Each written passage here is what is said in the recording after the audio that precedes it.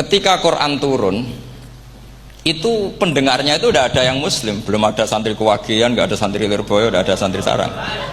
Pendengarnya itu non muslim.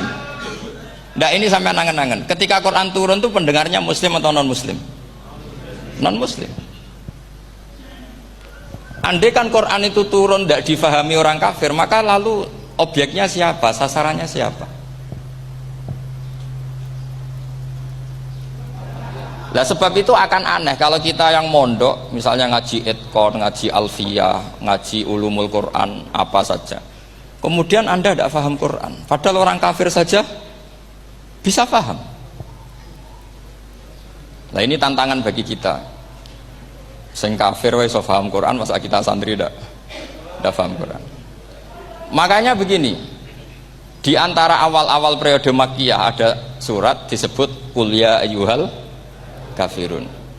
Katakan Muhammad ya ayyuhal kafirun. Karena mukhotabnya atau lawan dialeknya Nabi adalah orang-orang apa? Kafir. Mereka paham ketika dijelaskan Quran, paham.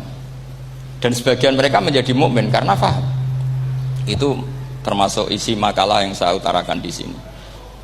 Mereka tanya, ya Muhammad, siflana rabbak amin dahabin amin nuhasin amin hajarin.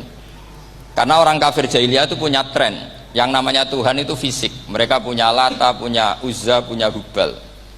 Sehingga kalau Tuhan-Tuhan kita ini dari batu Muhammad, katanya Anda punya Tuhan yang berbeda. Lalu Tuhan Anda ini dari emas atau dari perak. Turunlah ayat Qul huwallahu ahad Allahus samad. Lagi-lagi mukhatabnya adalah orang kafir. Makanya ini juga akhirnya jadi ilmu madhab, ilmu tentang firqah-firqah dalam Islam,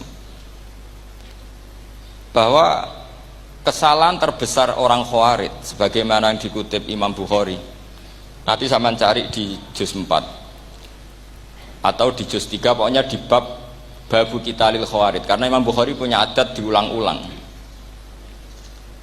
Kata Ibnu Umar yang dikutip Imam Bukhari, innahum intolaku ila ayatin nazalat fil kufar faja'aluha alal mu'minin. Orang-orang Khawarij atau kalau sekarang orang-orang radikalisme itu meneliti Quran, kemudian ketika ada kriteria manusia-manusia tertentu itu dianggap itu kenanya orang Islam, korbannya orang Islam.